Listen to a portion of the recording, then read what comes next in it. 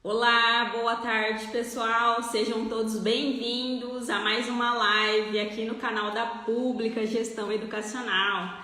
É uma alegria estar com vocês em mais uma live aqui no Instagram, sejam todos muito bem-vindos. Eu vou convidar aqui o Dr. Silvio Graboski para entrar com a gente.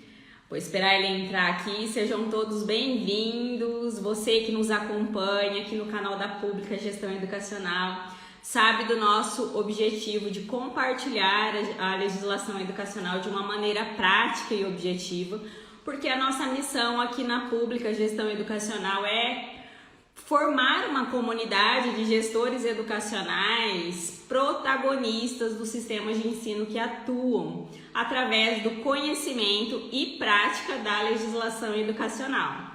Então, você que já nos acompanha, que acompanha aqui as nossas lives, os nossos conteúdos, nós temos esse objetivo de, através desses conteúdos, ensinar profissionais da educação, gestores educacionais, a resolver todos os problemas de legislação educacional da escola ou do sistema de ensino que atuam, através do conhecimento da legislação educacional, mesmo aí que vocês, profissionais, não tenham qualquer formação na área jurídica.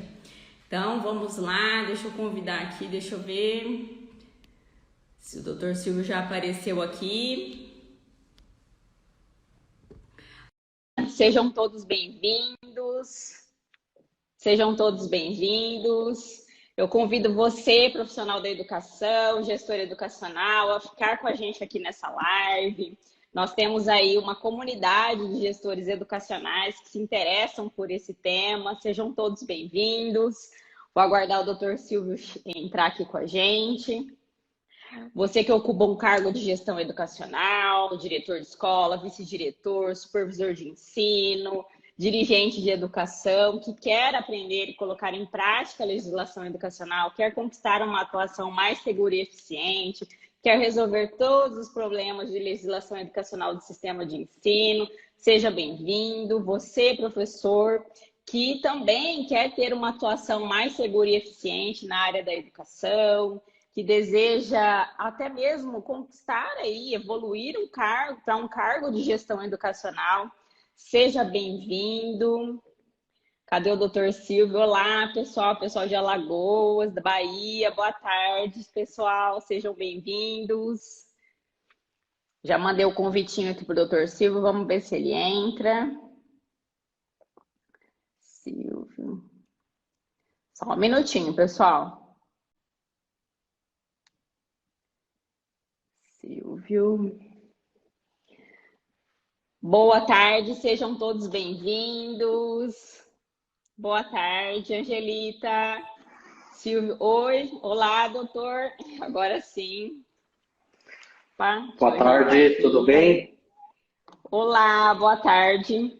Deixa eu só ajeitar aqui a minha câmera para não cortar. Isso, também estou ajeitando aqui. Tá bom aí? Tá, agora acho que tá, né? Sejam todos bem-vindos. Pessoal, agora que o Dr. Silvio já entrou, vou me apresentar. Para quem ainda não me conhece, eu sou a Sarita Pérez, sou advogada, especialista na área de direito educacional e atuo aí há mais de 15 anos na área de educação pública, assessorando diversos municípios, diversos sistemas de ensino. Já tive essa oportunidade, a alegria de conhecer a realidade de muitos sistemas de ensino e ainda tenho. E eu, juntamente com o Dr. Silvio Graboski e o Dr. José Roberto do Nascimento, estamos aqui à frente da Pública Gestão Educacional, que tem aí como missão formar uma comunidade de gestores educacionais capacitados na área de legislação educacional e que realmente desejam fazer a diferença na educação pública. Então, sejam todos muito bem-vindos. Obrigada pela participação. Vou passar aqui para o Dr. Silvio, dar as boas-vindas e se apresentar aqui para a gente. Boa tarde, prazer imenso de estarmos aqui nesta tarde para falarmos aí da questão do Fundeb.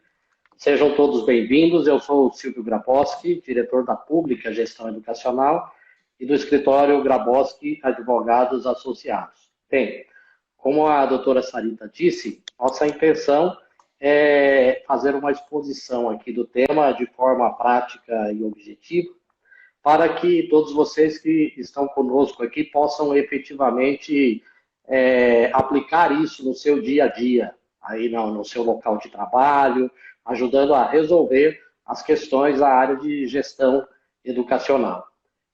Nós queremos formar uma comunidade de gestores educacionais que tenham conhecimento da legislação e assim possam contribuir para melhorar a qualidade da educação. Tenham segurança na hora de decidir, tenham convicção daquilo que estão fazendo dentro da legalidade, dentro daquilo que a legislação permite, dentro daquilo que a legislação autoriza. E nós queremos, aqui por intermédio das nossas lives, das nossas redes sociais, compartilhar com todos os gestores, com os secretários municipais de educação, diretores de escola, vice-diretores, supervisores, coordenadores pedagógicos, o conhecimento que nós acumulamos na área de direito educacional, militando há mais de 20 anos na assessoria, consultoria para prefeituras, para órgãos públicos, na área do direito administrativo, especialmente na área do direito educacional. É isso. Muito bem, doutor. Eu vou aproveitar aqui para o pessoal que já entrou, nós já temos bastante pessoas aqui acompanhando a nossa live. Deixa eu só arrumar aqui que está caindo. Mas quero aproveitar para pedir para o pessoal para compartilhar. Clica aqui no aviãozinho, pessoal, e compartilha aqui o link da live com pelo menos 5 amigos, para que eles também possam aí acompanhar a nossa live e tirar todas as dúvidas sobre esse tema tão interessante. Bom, como o doutor Silvio disse, o tema da nossa live hoje é a parcela dos 70% do Fundeb. Por que nós escolhemos esse tema para hoje? Para iniciar aí esse nosso ciclo de lives. No mês passado, nós fechamos um ciclo de lives também sobre legislação educacional, sobre direito educacional. Trouxemos vários temas super interessantes para vocês. Quem acompanhou sabe. E nós tivemos uma live super especial com o Dr. Silvio Grabowski e com o Dr. Luiz Antônio Mota. Não sei se vocês lembram, se alguém aqui participou. E nessa live, o Dr. Silvio caiu, vou esperar ele entrar. Nessa live que eles fizeram, eles resolveram assim várias dúvidas, tiraram várias dúvidas sobre o Fundeb. Falaram sobre a questão das matrículas, sobre a questão da distribuição dos recursos do Fundeb, sobre a diferença, né, as principais mudanças entre o antigo Fundeb, o Fundeb que vigorou até 2020 e agora esse novo Fundeb de 2021. Então, eles tiraram várias dúvidas aqui sobre o Fundeb. Entretanto, a gente sabe que o tempo é escasso. E aí surgiram muitas dúvidas após essa live. E as principais dúvidas que surgiram foram com relação à parcela dos 70% do Fundeb, tá? Que é uma parcela que é destinada à remuneração do pessoal da educação. Então, nós tínhamos lá uma legislação até o final de 2020 e para 2021 nós tivemos, então, essa mudança aí na legislação, essa nova mudança. Deixa eu ver se eu encontro aqui o doutor Silvio, se ele já entrou. Eu não vi aqui se ele entrou, mas vou enviar a solicitação novamente. Então, nós tivemos esse ciclo de lives no mês passado. Nós terminamos o nosso ciclo de lives com esse tema, que é o Fundeb. Mas, como eu disse, surgiram aí tantas outras dúvidas. Então, nós resolvemos fazer um compilado de temas aí, de dúvidas em relação a esse tema específico do Fundeb, que é a parcela dos 70%, e trazer aqui para vocês. Então, nós iniciamos esse nosso novo ciclo de lives aqui na Pública Gestão Educacional com esse tema super interessante e nós vamos discutir, então, essas principais dúvidas. Dúvidas de vocês, alunos, clientes e seguidores que nos acompanham aqui nas nossas redes sociais. E o Dr. Silvio, então, vai esclarecer todas as nossas dúvidas. Lembrando que ele é um especialista nessa área. O Dr. Silvio ele já vem dando cursos, palestras, tratando desse tema do Fundeb há muito tempo. Né, doutor? A gente já passou pelo Fundef, na época que era só do ensino fundamental. Depois tivemos esse Fundeb temporário. E agora, finalmente, o chamado Fundeb permanente. E o doutor Silvio, para quem não sabe, aproveitando aqui a participação de vocês, tem um artigo que foi publicado recentemente num livro da Oficina Municipal.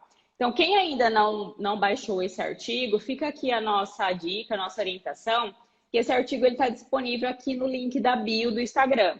Então, depois que terminar aqui a nossa live, vocês podem ir até o link da bio aqui no Instagram, clica no link que aparece lá, vai abrir uma outra janela, uma outra aba com vários itens, e tem um item lá que se chama Artigos Gratuitos. É só clicar nesse link, nessa abinha Artigos Gratuitos, que você será direcionado para um site, que é o site da Pública Gestão Educacional. E lá tem todos os nossos artigos gratuitos, inclusive esse artigo que o Dr. Silvio escreveu, especificamente sobre o Fundeb, sobre a parcela, né, sobre o financiamento da educação pública. O artigo que o Dr. Silvio escreveu se chama Fundeb e o financiamento da educação municipal. Tá? Então, se você ainda não acessou esse artigo, corre lá assim que terminar a nossa live e acessa. Lembrando também, tudo certo aí, doutor? Agora firmou aí. Parece. A conexão aqui está oscilando muito. Tá, mas agora acho que para mim voltou aqui. Tá bonitinho, Sim. aqui qualquer coisa eu te aviso. E, Okay. Pessoal, só um último recadinho antes da gente começar. Dizer que para quem é aluno do nosso curso de Direito Educacional, nós disponibilizamos lá na plataforma do curso não apenas o artigo do Dr. Silvio, tá? Que é o artigo Fundeb e o financiamento da educação municipal. Mas nós também disponibilizamos o livro completo, tá? Em PDF, que é o livro A Gestão da Educação em Municípios e Consórcios. Então, se você já é nosso aluno do curso de Direito Educacional Descomplicado, não deixe de baixar esse material, de ler esse material, porque ele é muito valioso, tá? Então, fica aí o nosso recadinho. Bom, doutor, vamos começar. Eu acho que antes da gente começar a introdução aí com as perguntas que nós selecionamos, acho que seria bom a gente dar uma repassada para o pessoal, até mesmo porque tem gente que não participou da última live sobre o Fundeb, falar um pouquinho o que é o Fundeb e qual é a importância desse fundo aí para a nossa educação básica pública. Sim, bem, vamos lá então. O Fundeb, que é o Fundo de Financiamento da Educação Básica e de Valorização dos Profissionais do Magistério. Então, o primeiro objetivo é fazer com que haja uma equanimidade entre os municípios de um mesmo estado, porque o fundo, na verdade, é estadual, a política é nacional, mas o fundo é formado por recursos de cada estado e de cada município. Por isso que o valor aluno ano, aquele valor inicial, não estou aqui falando da complementação da União, mas aquele valor inicial, ele varia de estado para estado, né? Mas pelo menos entre o mesmo estado, todos os municípios, independente da sua condição de arrecadação, de ser um município que arrecada mais ou arrecada menos, mas tem pelo menos um valor mínimo por aluno para aplicar, né? Um valor mínimo por segmento para aplicar. E nós não podemos esquecer que esse fundo não é apenas de financiamento da educação básica, mas é também de valorização dos profissionais do magistério, da educação, desculpe. Então, um outro objetivo realmente é valorizar os profissionais da educação. E é dentro desse contexto de valorização que a norma que criou o Fundeb, que é a Emenda Constitucional 108 de 2020, e depois a regulamentação por meio da Lei 14.113 de 2020, fizeram uma vinculação de, no mínimo, 70% de todos os recursos que o município recebe, ou que o Estado recebe durante um exercício financeiro do Fundeb, que deve ser destinado à remuneração dos profissionais da educação. Então, é no sentido de valorizar esses profissionais que existe essa vinculação legal. Muito bem. Bom, então, pessoal, começando aí pelos temas que nós selecionamos aqui para vocês, e vocês também fiquem à vontade para encaminhar as perguntas, a nossa equipe está nos auxiliando aqui, está coletando aí as dúvidas, a gente vai respondendo ao longo aqui da nossa live. Bom, mas para começar então, como o doutor Silvio disse, desse montante de recursos que o Fundeb arrecada, há uma distribuição pelo número de alunos matriculados nas redes, e desse montante, desse total, há uma vinculação de 70% para a remuneração dos profissionais da educação. E antes, doutor Silvio, aí vem a principal dúvida, eu acho que é a primeira dúvida que a gente precisa aqui esclarecer para o pessoal nessa live, que é saber quem são esses profissionais que podem ser remunerados com essa parcela dos 70% do Fundeb. Já que a legislação anterior, a que vigorou até 2020, primeiro que ela vinculava apenas 60%. E agora, na legislação nova, nós temos um percentual maior de vinculação, que é 70%. Antes falava-se em profissionais do magistério, para esses 60%. Agora, a nova legislação traz aí a inclusão de mais profissionais, ao tratar que podem ser remunerados com essa parcela os profissionais da educação. Então, eu faço aqui a pergunta: quem são esses profissionais da educação que podem ser incluídos aí nessa parcela dos 70%? Então, realmente esse ponto é um dos pontos que tem gerado muitas dúvidas, porque quando se discutiu no Congresso essa questão, a primeira impressão é de que todo mundo que trabalhasse nas escolas ou trabalhasse nas secretarias de educação entrariam nesse percentual. Na época, eu pessoalmente até pensei, nossa, mas aí não vai suportar, é muita gente para receber esse recurso. Mas, na verdade, depois que houve a regulamentação pela Lei 14.113, esse leque de servidores diminuiu consideravelmente. Por quê? Porque o artigo 26 da Lei 14.113, no inciso 2º, que define quem são os profissionais da educação que podem ser remunerados com essa parcela. Então, diz assim a lei: profissionais da educação básica, aqueles definidos nos termos do artigo 61 da Lei 93/94, que é a LDB, bem como aqueles profissionais que referidos no artigo 1º da Lei 13.935, de 11 de novembro de 2009, em efetivo exercício nas redes escolares de educação básica. Então, doutora, como você disse, o Fundeb anterior definia que eram os profissionais do magistério. Então, os profissionais do magistério não têm muita dúvida nessa interpretação. São os docentes e aqueles que oferecem suporte pedagógico à docência. Mas agora, ao se referir aos profissionais da educação, a legislação não deixou assim aberto a todo mundo que trabalha na educação. Ela apresentou requisitos, e esses requisitos diz que eles precisam ter aqueles requisitos que estão estabelecidos no artigo 61 da LDB. Né? Então, nós temos que ir para o artigo 61. O que diz o artigo 61 da LDB? Ele diz que consideram-se profissionais da educação básica escolar, e ele apresenta 5 incisos definindo quem são esses profissionais da educação, né? Mais amplo, então, que a questão do magistério. E ele define aqui, no inciso 1, que são profissionais da educação os professores habilitados em nível médio ou superior para a docência na educação infantil e no ensino fundamental e médio. Então, aqui é tranquilo, são os professores, né? São os professores. Sim. O inciso 4 e o 5 também fala dos professores, porque o 4 fala que são os profissionais com notório saber, reconhecido pelos respectivos sistemas de ensino, para ministrar conteúdos de áreas afins, né? De acordo com a sua experiência profissional.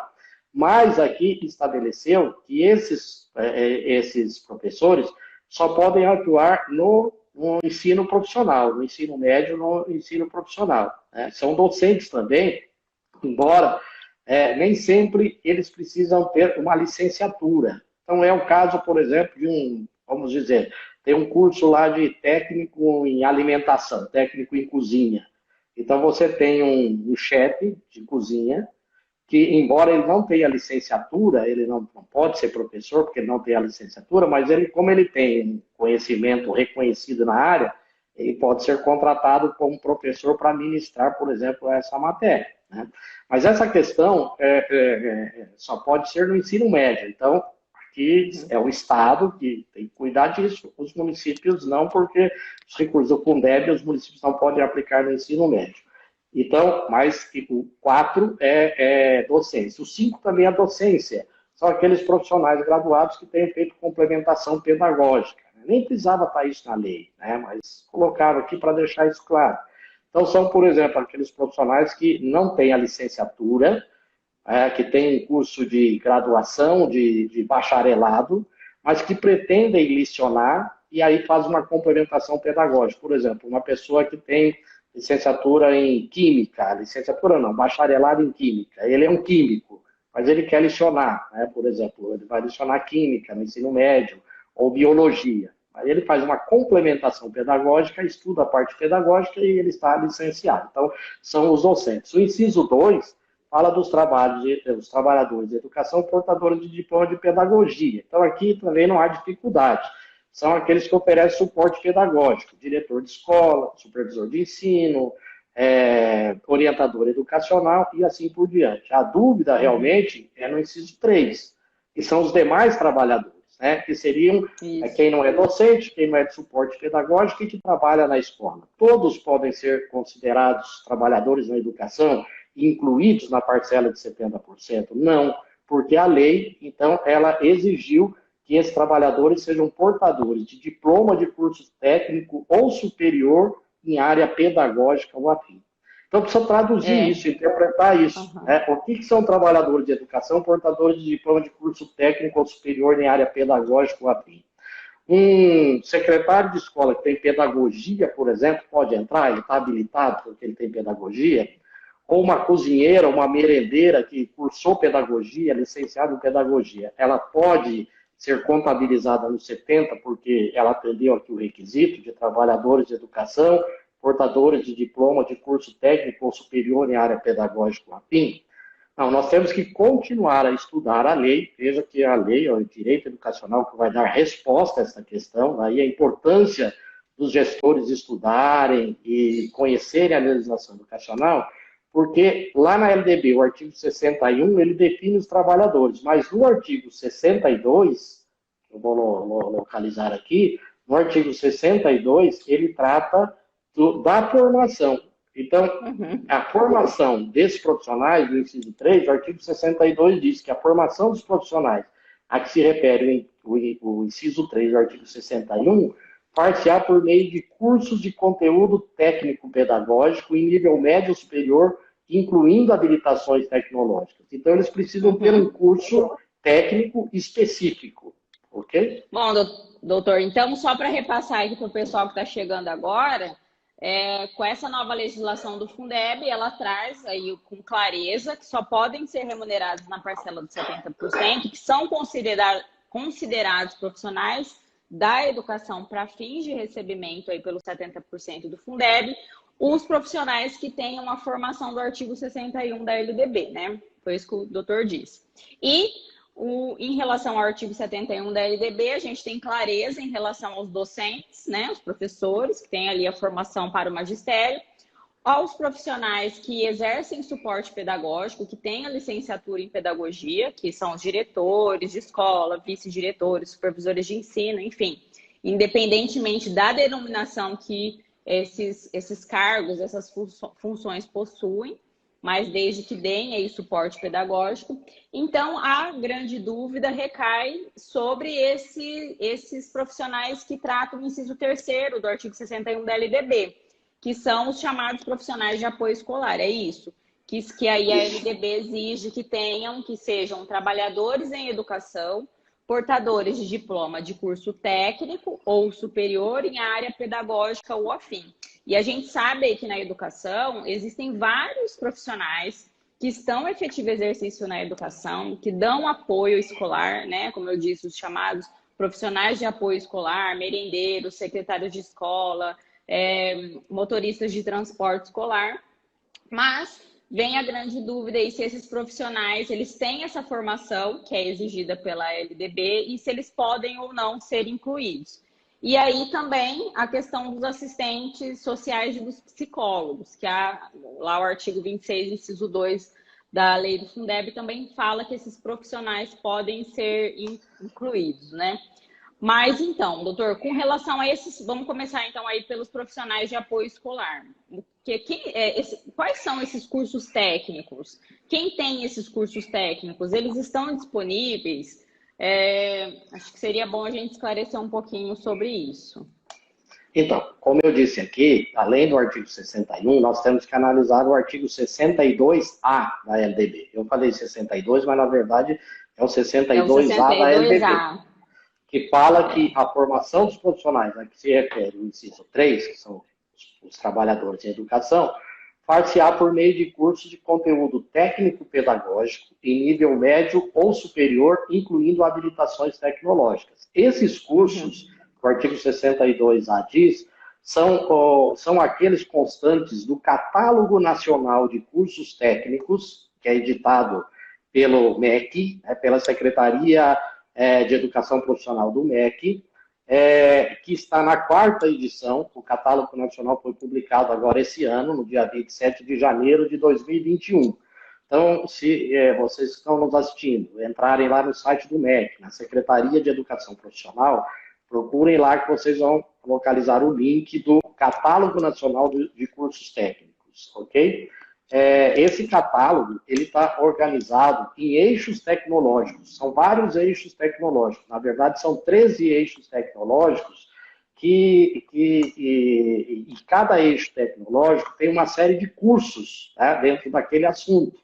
E o catálogo ele estabelece como deve ser o nome do curso, a carga horária, as competências e habilidades que o estudante deve ter, qual é a formação que vai propiciar aquele aluno, quais são as condições que a escola precisa ter para oferecer aquele curso. Por exemplo, alguns cursos exigem que tenha laboratórios e assim por diante. Então, tudo isso está no catálogo lá, do Catálogo Nacional de Cursos Técnicos.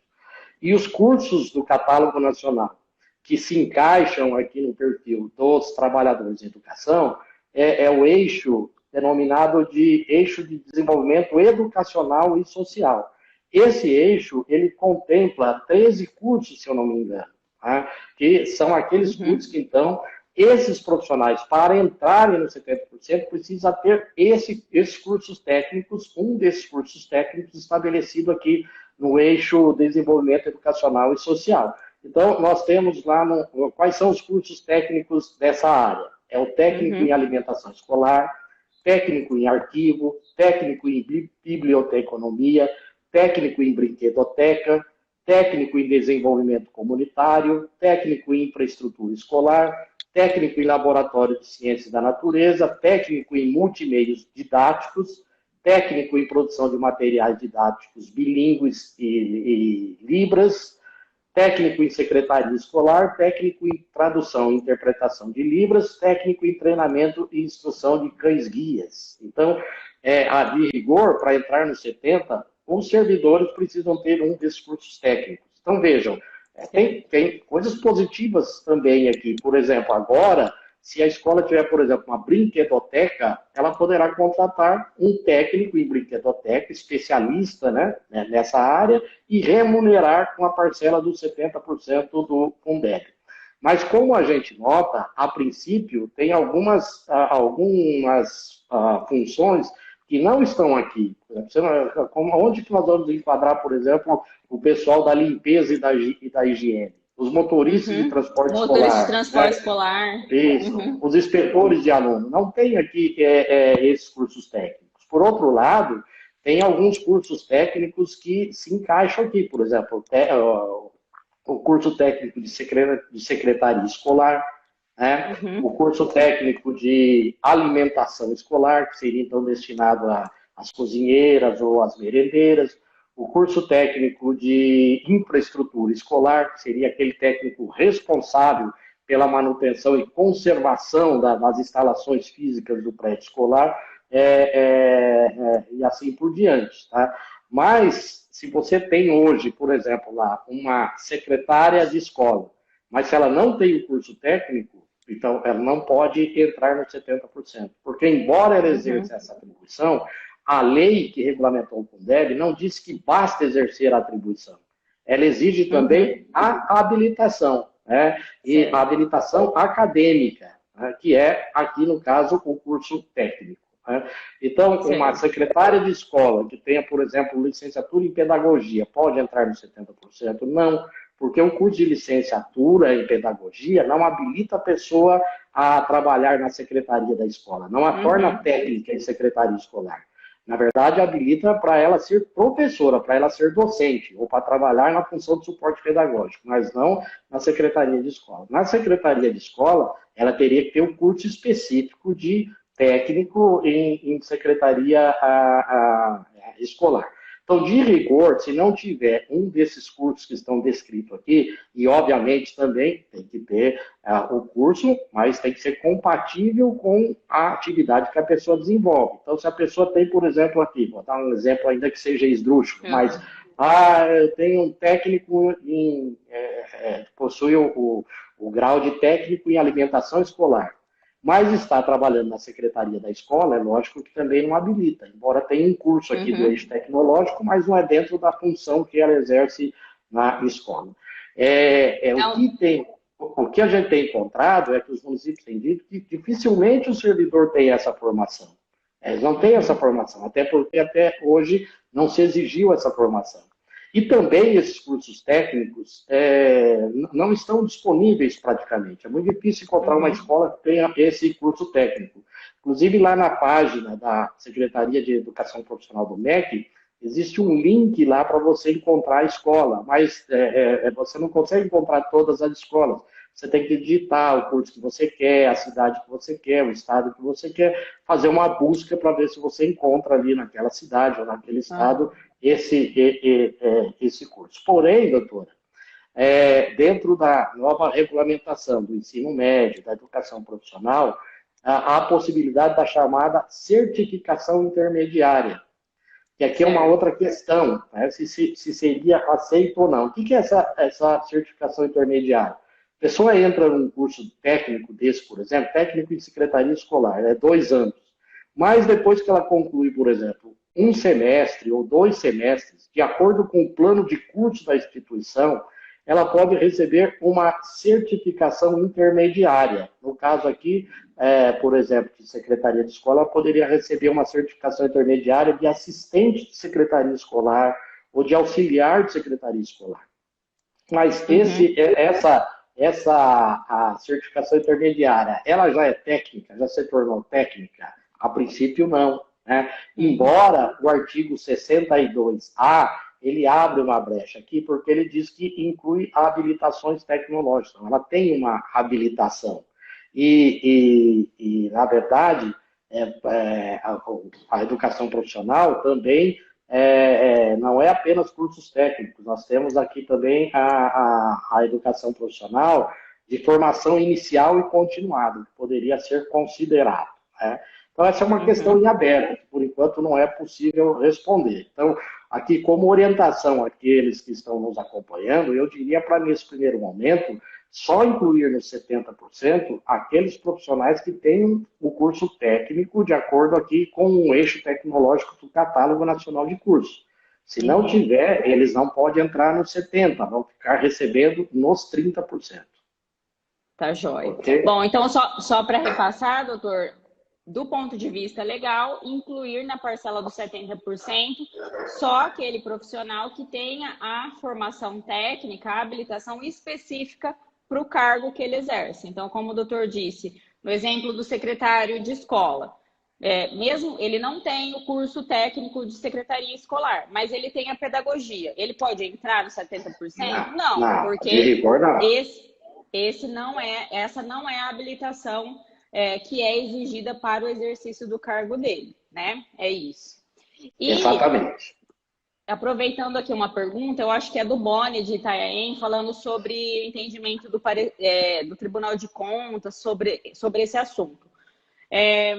O Tribunal de Contas, em todas as manifestações formais que eles tiveram, aqui falando do Estado de São Paulo, que eu sei que o Boni é daqui do Estado de São Paulo, de Itanhaém, falando do Tribunal de Contas aqui do Estado de São Paulo, eles se posicionaram no sentido de que, né, Vou até ler um trechinho aqui para vocês. De todo modo, enquanto não sobrevenham outras decisões de tribunais superiores, ou seja, do STF, do STJ, enfim, do Judiciário, o município deve atender à literalidade da nova lei do Fundeb. Então, é justamente isso que o doutor Silvio disse aqui para a gente. A gente tem que seguir o que está dito na lei do Fundeb, que é seguir o artigo 61 da LDB para verificar quem são os profissionais que se enquadram ali, que têm aquela habilitação específica, e na dúvida, ou não tendo esses profissionais a formação específica, ou até nesses casos que o doutor Silvio colocou de certificação intermediária, é isso, doutor? Isso. Certificação intermediária. Então, ficou na dúvida se é ou não é, joga nos 30%, porque a gente não tem ainda tantos pareceres e decisões específicas para esses casos. Pode ser que ao longo aí do tempo a gente... Doutora. Pode falar. Não, justamente queria fazer esse alerta, porque aqui sempre tem pessoas de vários estados, que as pessoas verifiquem se há orientações do Tribunal de Contas, porque a competência para fiscalizar essa questão e aceitar ou não a inclusão é dos tribunais de contas. Então, aqui, por exemplo, do Estado de São Paulo tem um manual que diz isso. Pelo menos nesse momento, é para interpretar de acordo com a literalidade da lei, não é para fazer leitura extensiva da lei. A literalidade da lei é ter o curso técnico dentro do eixo tecnológico específico, lá dentro do Catálogo Nacional de Cursos.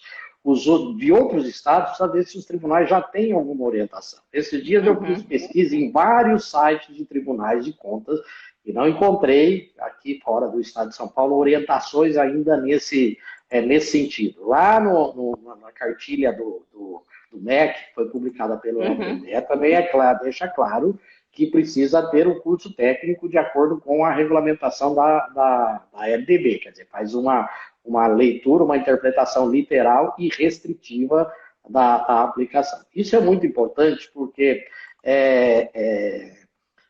no Fundeb anterior, no Fundeb que terminou em 2020 pelo menos, alguns tribunais de contas, como o do Estado de São Paulo, por exemplo, se não aplicasse 60%, ele rejeitava as contas, que é uma punição gravíssima, a maior punição que pode se ter verificando, auditando as contas de um ano de um município ou do Estado. Então, é grave. Então, o que pode acontecer é do município, por exemplo, ou o Estado, incluir um profissional que não tem essa formação, o tribunal depois fazer a fiscalização e não aceitar, glosar, aí não atinge os 70%, e pode aí haver penalidades, inclusive com a rejeição das contas. Né? Então, é por isso que é um assunto muito delicado. Por isso que a nossa orientação, pelo menos nesse momento, a não ser que depois se advenham outras regulamentações, mas é somente incluir mais 70% os profissionais que tenham o curso técnico exatamente como determina a Lei 14.113 de 2020. Tá joia.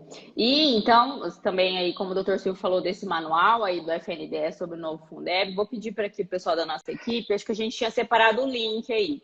Como o doutor Silvio disse, na orientação do FNDE, nesse manual, é para realmente ter essa interpretação da lei restritiva e só incluir realmente na parcela dos 70% quem tem esse curso técnico, tá? Então, vou pedir aqui para o pessoal da nossa equipe colocar o link aí para vocês, conforme o doutor Silvio citou.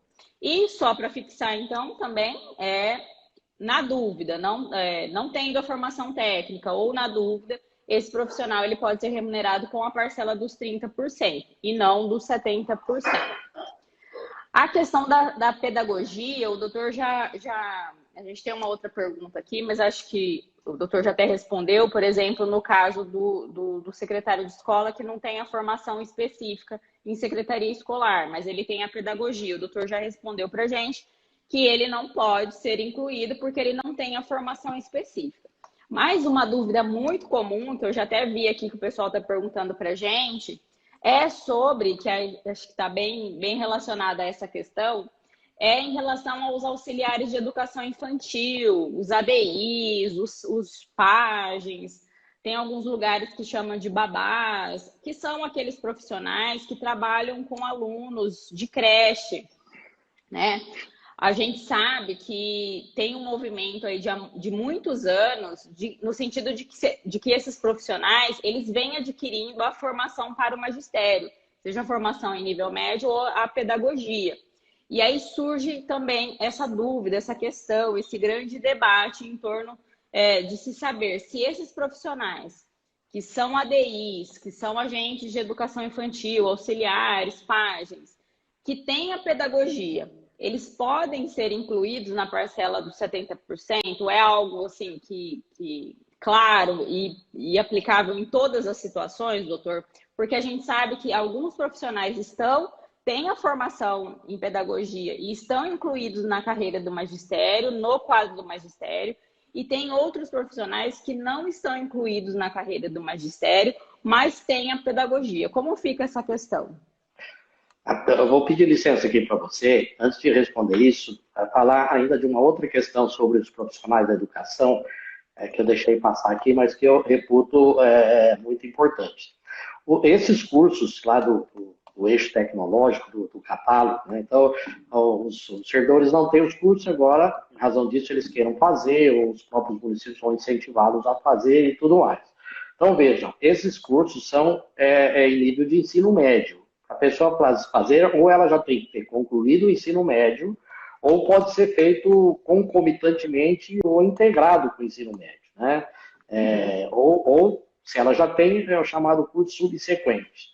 Ou então ela tem que fazer o EJA do ensino médio, que é um curso de EJA que concomitantemente ofereça o curso de técnico na área que ela quer fazer. Então, mas a observação aqui é muito importante é de que sem ensino médio, nenhum desses trabalhadores, pelo menos de acordo com a legislação atual, vai conseguir obter uma titulação para poder entrar aqui no 70%. E também há no Plano Nacional de Educação a recomendação de que esses profissionais também tenham o seu plano de carreira.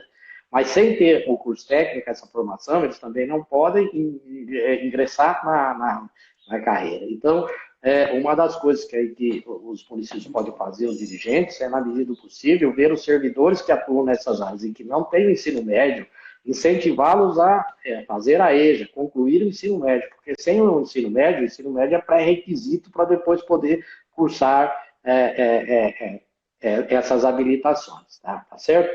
Agora, quanto a essa questão aí da creche, dos ADIs ou dos PAGs, enfim, o nome que se tem, mas que nós sabemos quem são esses profissionais, a nossa interpretação é a seguinte, acho que podemos encaixá-lo dentro de 3 categorias. Uma é que, embora não sejam chamados de professores, mas que na lei daí do município, eles estão na carreira do magistério dentro da categoria de docente. Então, são chamados de auxiliares de desenvolvimento infantil, de páginas, etc., mas já estão na carreira e já estão no quadro do magistério, são docentes. E obviamente, o requisito para ocupar esse cargo, esse emprego, é o magistério em nível médio ou superior. Então, esses servidores, obviamente, podem receber de 70%.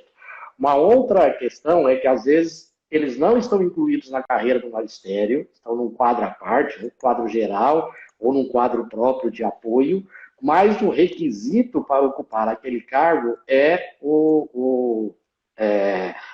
a habilitação em magistério. Então, nesse caso, também entendo que pode incluir nos 70%. E existe aqueles outros casos de muitos municípios que esses servidores não estão no quadro do magistério, estão no quadro geral e que o requisito lá da lei não é o magistério, ou é ensino médio, ou é ensino fundamental e etc. Mas, então, eles não podem ser incluídos, porque o requisito não é ensino médio. Mas aqui no meu município não é realmente ensino médio, não é magistério, é só ensino médio, por exemplo, para ingressar. Só que todos os meus ADIs que trabalham na creche têm a pedagogia, eu posso incluir? A resposta é não, porque a lei que estabeleceu os requisitos para o cargo naquele município não exigiu o magistério. Então, também eles não podem entrar agora nos 70%. É como se a prefeitura não reconhecesse o trabalho deles como docente e agora quisesse usar a formação que eles obtiveram para colocá-los nos 70%. Então, essa é a interpretação que nós aqui fazemos dessa questão, né, desses trabalhadores das creches. Então, na verdade, assim, só para complementar, doutor, precisa haver um reconhecimento em alguma lei de que a formação a formação técnica para o ADI ou a PAGE, enfim, para aquele profissional seja a pedagogia.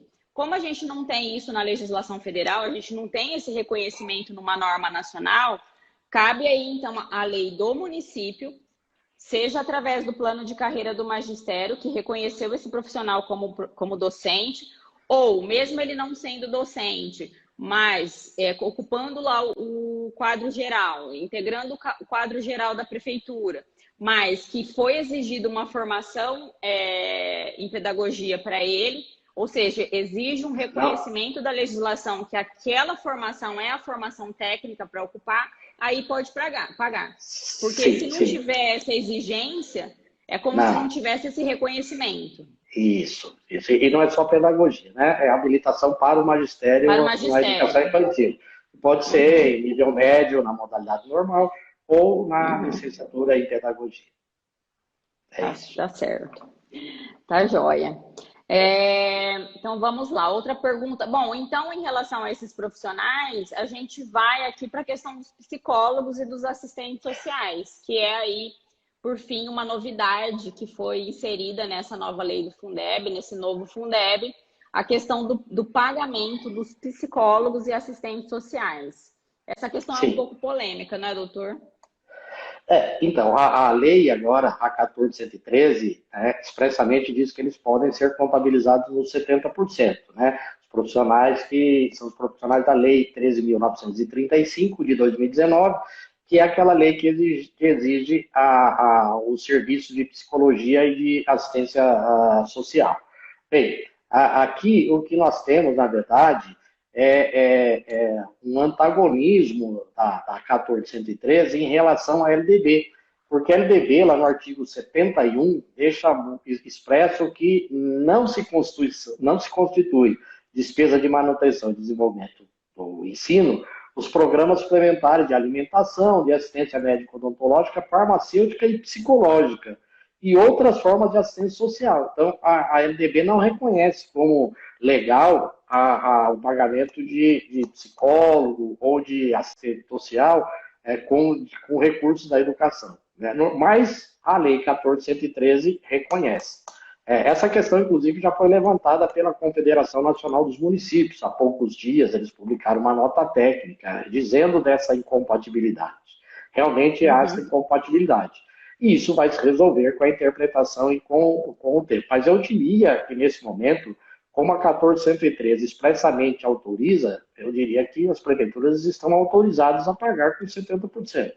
Se depois sobrevier uma outra decisão, uma decretação da inconstitucionalidade desse dispositivo da 1413, aí cessaria, né? Mas no momento, o entendimento é que pode incluir nos 70% esses profissionais, se os municípios tiverem esses profissionais. Ok? Certo. E aí a gente entra numa outra questão que eu acho que é interessante também, não só aí, né, em relação aos psicólogos e assistentes sociais.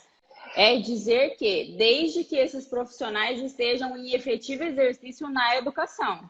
Porque a gente tem o psicólogo, tem o outro profissional que trabalha lá na saúde, então esse profissional ele não pode, de jeito algum, ser custeado, ser remunerado com recursos da educação.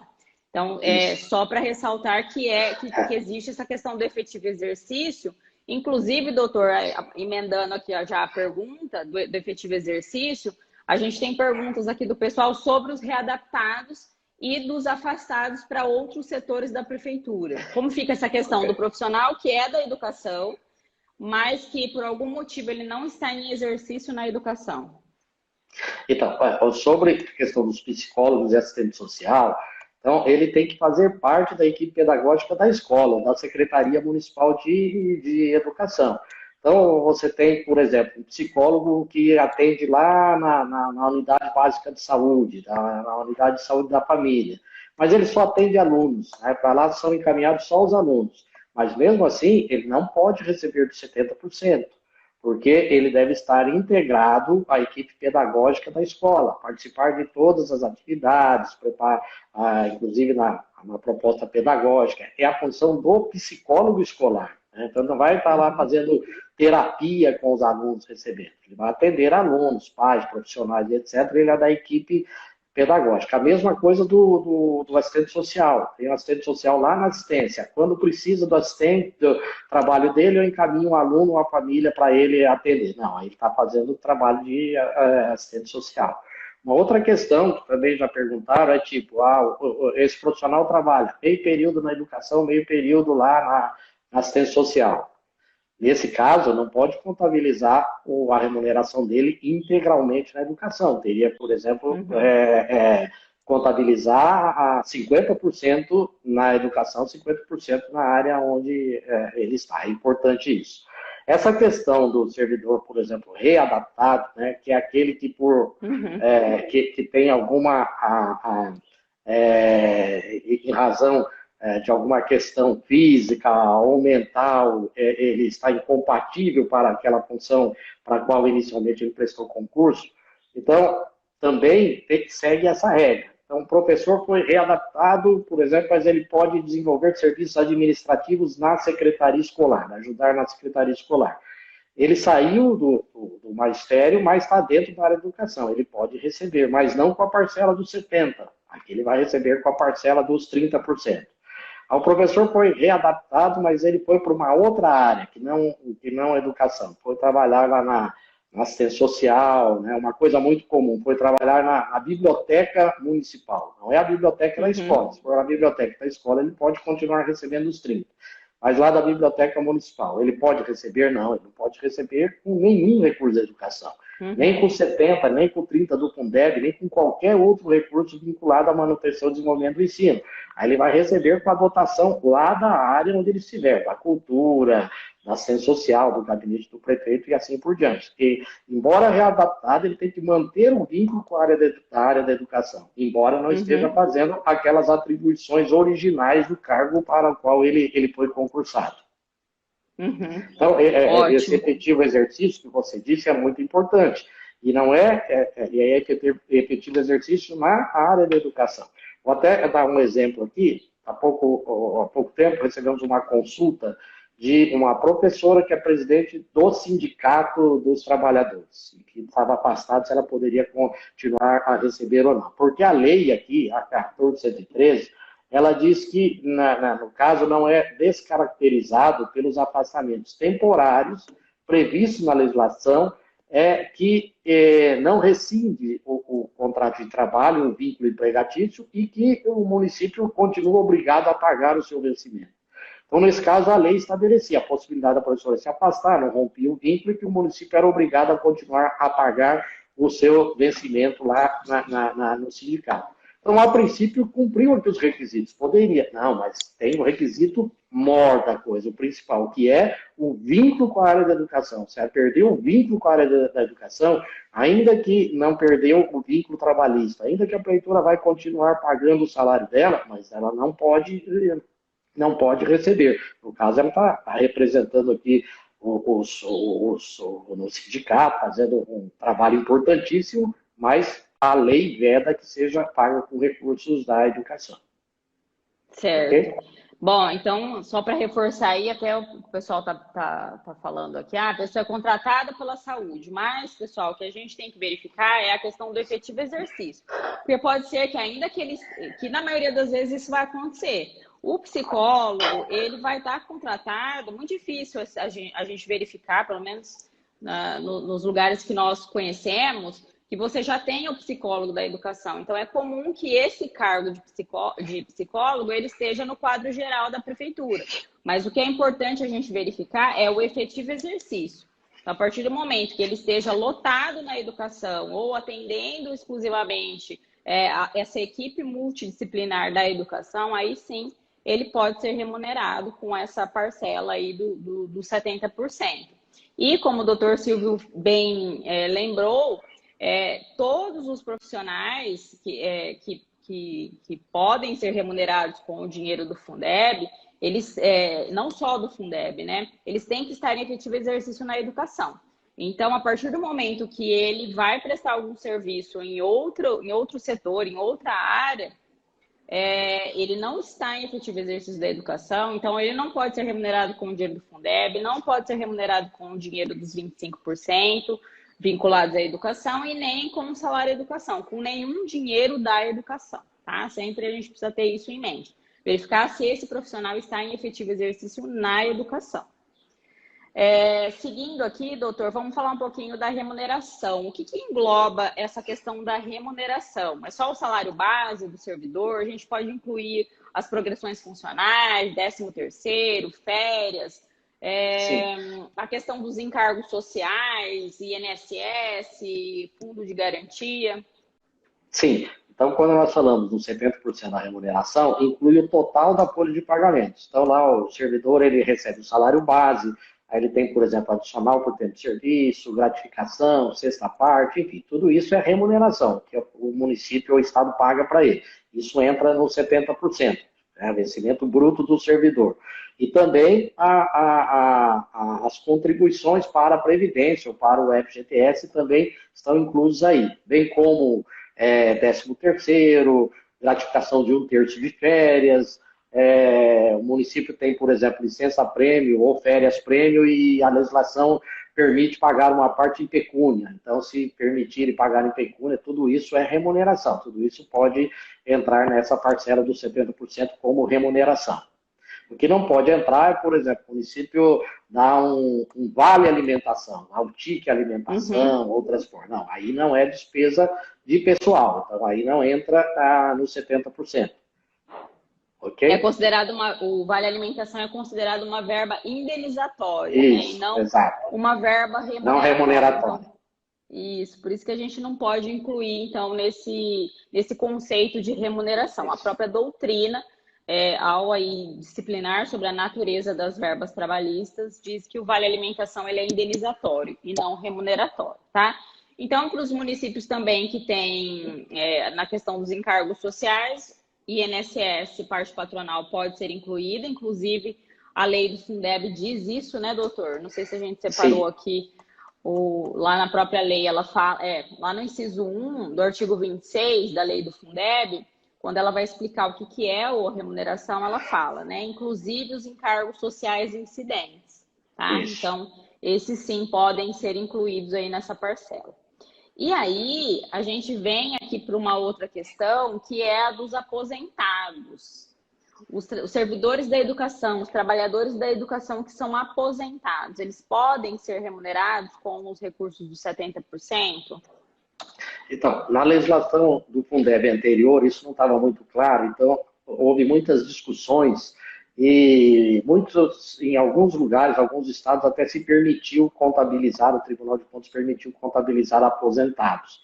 Agora, a legislação é clara, não pode contabilizar os aposentados, o pagamento das aposentadorias. Mas aqui são aquelas pessoas que se aposentaram, deixaram de trabalhar e agora recebem proventos de aposentadoria. Não pode mais. Por quê? Na verdade, esses devem ser remunerados pelo Instituto de Previdência ou pelo INSS, se o ente federado é afiliado ao INSS, ou pelo Instituto próprio, onde o próprio servidor contribuiu e o poder público também. Então, não pode pagar com recursos do Fundeb, os aposentados. Agora, existem aqueles aposentados que até a emenda da Previdência em 2019, para quem era CLT e que o Instituto de Previdência, claro, CLT era INSS e se aposentava espontaneamente por tempo de contribuição, a lei permitia que ele continuasse trabalhando. Então, ele recebe lá a aposentadoria do INSS e continuava trabalhando no município ou no estado. Esse não está vedado, porque, na verdade, não é pagamento de aposentadoria, é pagamento do salário, porque ele continua prestando o serviço, né? Que agora também não pode mais. A partir da emenda da Previdência 2019, também foi proibido, se ele utilizou o tempo lá na aposentadoria, não pode continuar no serviço público. Ok? Tá certo. Então, a gente tem que fazer essa diferenciação. O servidor que ele continuou trabalhando após a aposentadoria no mesmo emprego, no mesmo cargo público, porque a nossa legislação aí, antes da reforma da Previdência, permitia. esse vencimento, pelo exercício do seu cargo, ele pode continuar recebendo pelo Fundeb. Agora, o provento de aposentadoria que não pode. Seja ele pago, porque se for, se ele estiver vinculado ao INSS, é o INSS quem paga. Agora, se o município tiver um instituto de previdência próprio, o município também tem que alocar esse recurso, essa despesa com outros recursos, porque pelo Fundeb tem essa proibição, né? Tá. Bom. Ok. Bom, então, seguindo aqui, pessoal, eu vi que tem muitas perguntas também sobre um tema aqui, que é a questão da aplicação dos 70%. Eu vi que vocês já encaminharam várias dúvidas aqui, a nossa equipe está encaminhando aqui para a gente, mas nas caixinhas de perguntas nós tivemos também vários questionamentos em relação a aplicação dos 70%. Muitos gestores educacionais, doutor, preocupados em não conseguir aplicar esses 70% do Fundeb nesse ano, em razão aí de vários motivos. Primeiro, porque antes, até o ano passado, a aplicação era de 60%, agora temos que aplicar 70%. Nós temos agora esse ano a questão das vedações da Lei Complementar 173, então várias restrições aí para a contratação de pessoal. A própria questão da pandemia, que pelo que a gente tem acompanhado, reduziu drasticamente o número de faltas dos professores de maneira geral, aí, dos profissionais da educação, porque muitos deles estão em home office, ficaram por muito tempo em home office, então os municípios não constataram tantas ausências e tanta necessidade de reposição de pessoal. Então, tem uma dúvida muito grande em relação a isso. O que fazer caso o município não consiga aplicar esses 70%? Isso pode deixar, nós podemos deixar de aplicar esses 70%? E quais são as estratégias para cumprir esse percentual? Na minha opinião, o município não pode deixar de aplicar os 70%, ainda que tenha restrições, dificuldades, lei complementar 173 e tudo mais. Por quê? Isso está lá no artigo 212-A da Constituição, né? Tem prescrição constitucional, também na lei 14.113, e não estabelece exceções, tá? No estado de calamidade, isso e aquilo. Então, precisa se preocupar em aplicar. A princípio até se estranha um pouco, porque no Fundeb anterior a maioria dos municípios estava usando quase todo o dinheiro para pagar a remuneração, salvo algumas exceções. Mas agora, certamente, em razão dessas questões que você colocou, sobretudo pela diminuição de contratação de professores temporários, para cobrir falta, licença, etc., né, pela razão de que, pelo menos até agora, a grande parte das aulas foram remotas. Então, muitos municípios, não todos, estão realmente já vislumbrando que chegarão no final do exercício e não atingirão esse 70%. Aí vem aquelas questões. Pode pagar bônus, né? Bônus sempre foi uma questão muito discutida, mas do ponto de vista legal, não vejo restrição, desde que o bônus tem que ser instituído por lei e tem que ser estabelecidos os critérios, né? Não é pegar o valor e dividir igualmente pelos professores, tem que ter algum critério, uma avaliação de desempenho, critério de assiduidade, tempo de serviço e assim por diante, tá certo? Agora, e como distribuir esse bônus? Pode pagar o bônus este ano? Aí nós temos a vedação da Lei Complementar 173. Não pode, tem que ser regulamentado por lei, então tem que mandar a lei para a Câmara, criando esse bônus ou essa gratificação. Mas nesse momento está proibido pela Lei Complementar 173. Então a primeira questão é saber, o município já tinha lei autorizando isso, mesmo que fosse relativo ao Fundeb anterior? Essa lei é anterior à vigência da 173, que é 28 de maio de 2020, é isso? 173, a vigência. É anterior? Dia 28 de... sim. Se for anterior, a resposta é positiva, pode pagar ainda nesse exercício. Mas se não tiver lei, não pode agora aprovar lei criando bônus por causa da vedação da 173. Qual seria a saída? Aguardar o próximo ano, porque a lei do Fundeb atual diz que até 10% dos recursos recebidos no exercício financeiro poderão ser gastos no primeiro quadrimestre do exercício subsequente, mas não pode ultrapassar 10% do montante recebido no exercício. Então, ficaria para o próximo ano, aprovaria a lei de bônus no início do do próximo ano e pagaria o bônus para atingir os 70%. Esse recurso ficou dentro desses 10%. E aí eu posso pagar a folha de janeiro, por exemplo, ou de fevereiro com isso? Pode. Se pagar, até pode, mas aí não entra, na nossa opinião, dentro dos 70%. Então, realmente teria que manter esse recurso para pagar no primeiro quadrimestre do ano anterior. Como nós somos consultores da Undime, a questão de uns 15 dias, tivemos uma reunião aqui com a Undime São Paulo, né? Com a presidência do Tribunal de Contas do Estado de São Paulo. E também eles ficaram um pouco surpresos dessa questão de que os municípios estão tendo dificuldade, mas não tem uma orientação definitiva do tribunal. Então, essa orientação que eu estou dando é a nossa interpretação aqui, daquilo que a legislação permite. Né? E o município, no caso, tentar pagar todas as verbas aí, 13º, terço de férias, que normalmente os servidores entram em janeiro, já pagar dentro desse exercício o máximo possível para atingir os 70%. E acompanhar, fazer um acompanhamento agora no segundo semestre sobre essa questão. Mas realmente tem sido um problema a gente poder compatibilizar todas essas legislações, porque você tem aqui aquilo que em direito nós chamamos de antinomia, né? Enquanto uma lei manda pagar, a outra, que é um 173, restringe, né? Não pode dar aumento salarial, porque senão poderia também dar aumento, gratificações e assim por diante.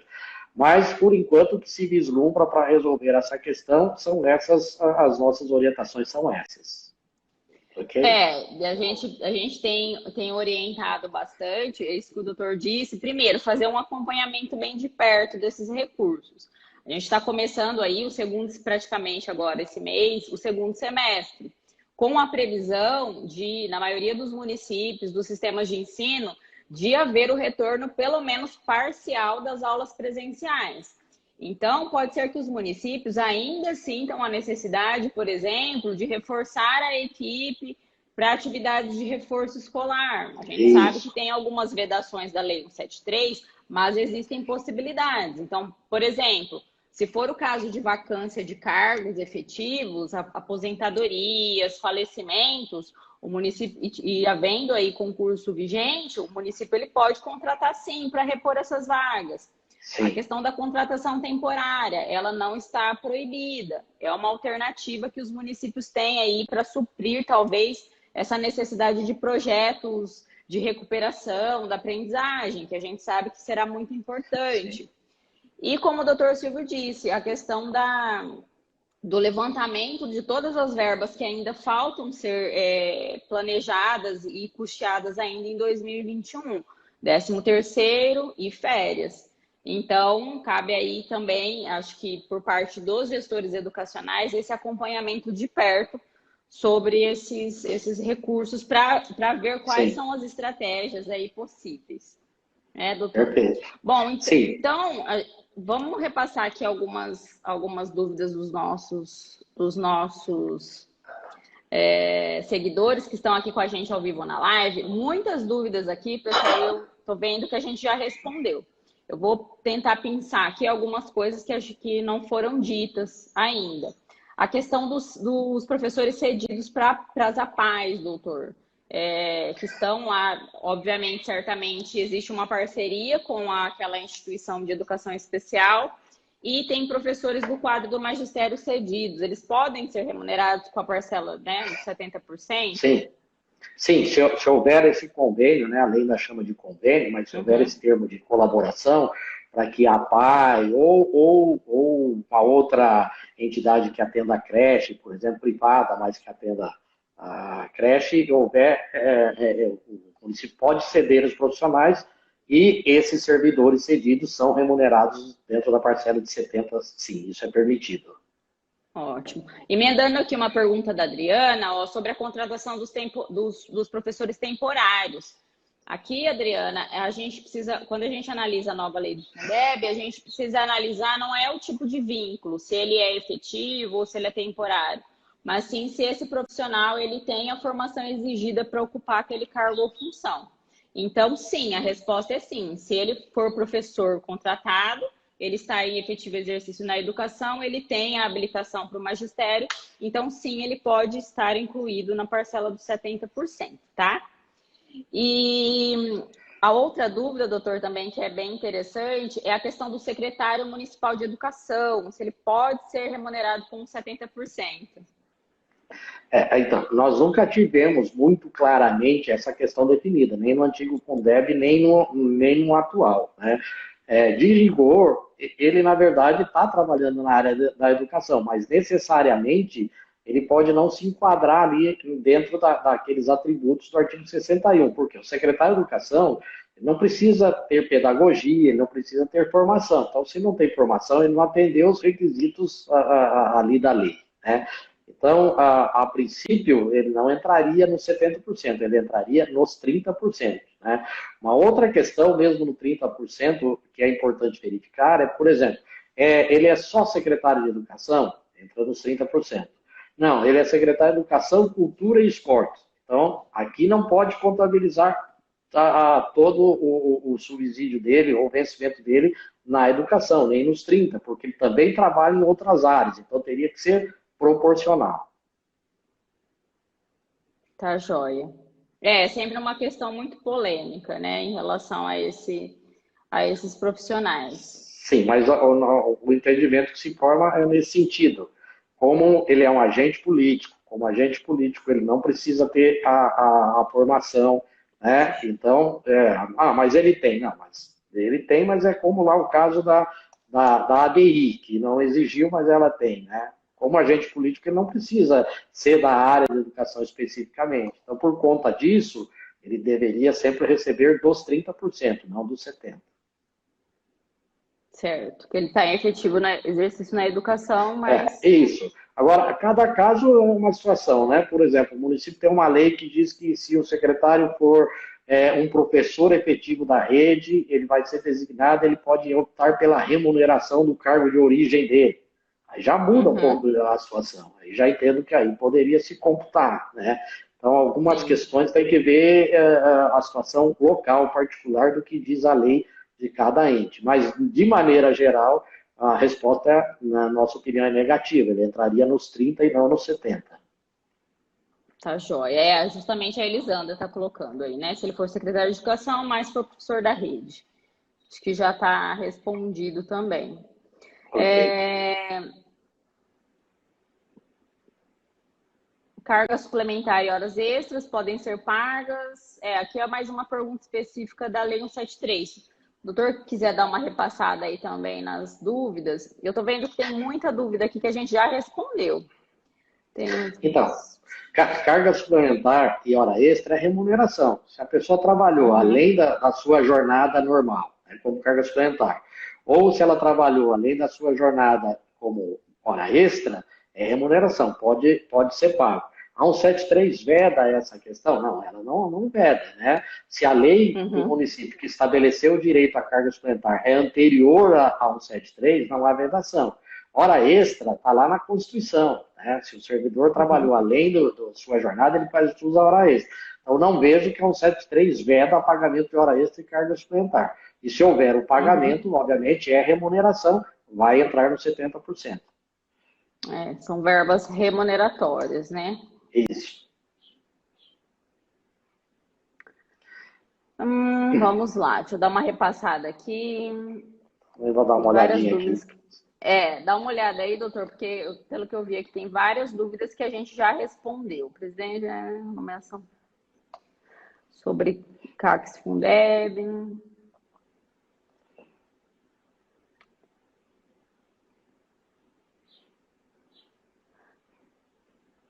Tem da pedagogia.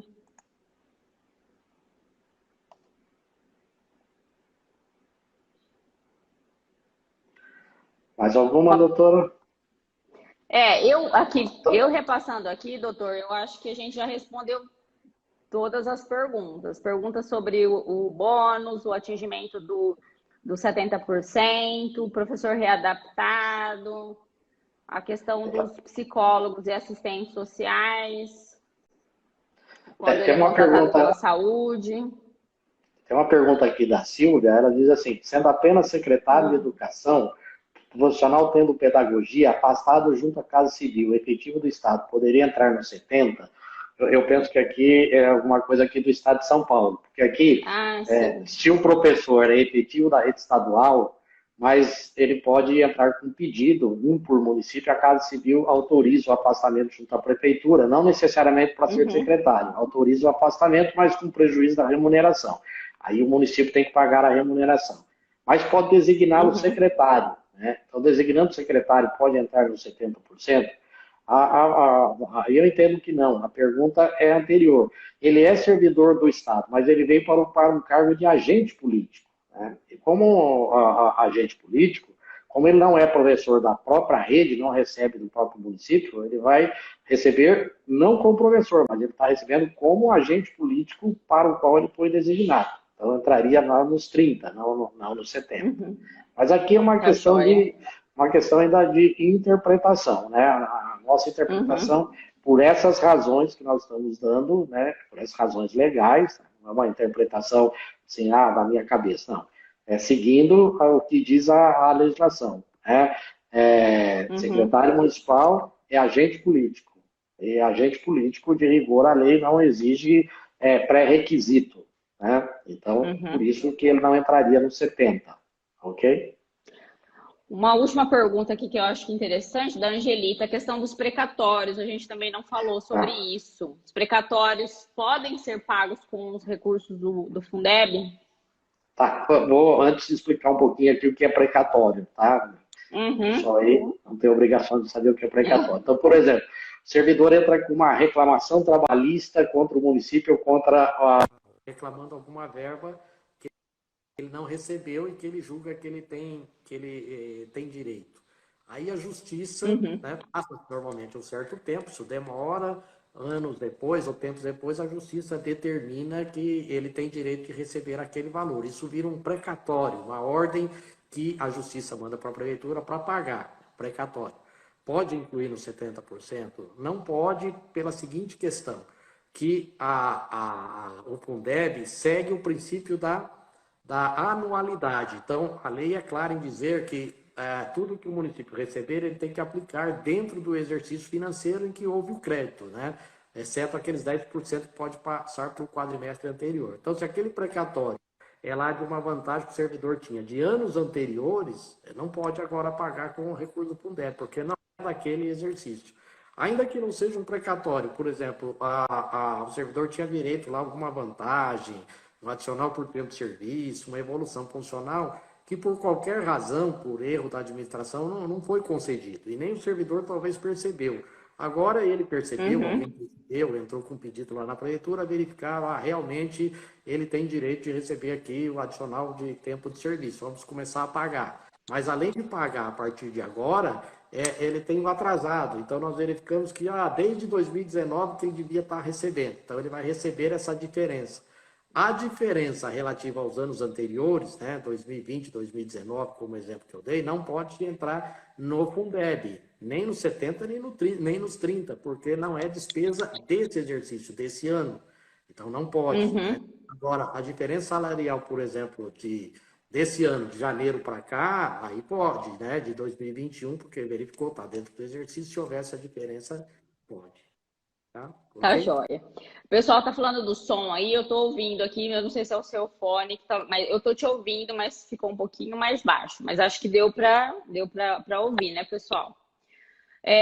Para finalizar, o Conselho do Fundeb interfere no gasto do recurso do fundo? Não, a função do Conselho do Fundeb, ela é fiscalizatória, tá, pessoal? Então, se quem tem o poder de gestão dos recursos do fundo é o Poder Executivo Municipal. O que o Conselho do Fundeb vai fazer é, de fato, verificar se esses recursos estão sendo aplicados da maneira correta, da maneira que a lei manda, tá? Então, essa função é fiscalizatória, tá? Ó, o pessoal que está falando da live, a live vai ficar salva. Por fim, a última pergunta, ó, da Giane, acho que ela já tinha perguntado e aí acabou passando aqui. Os profissionais formados em tecnólogo superior como secretários, né? pode receber dos 70%? Então, se o curso for de secretaria escolar, aí sim, né? Mas é tecnólogo, é, não é específico de secretaria escolar, não pode receber.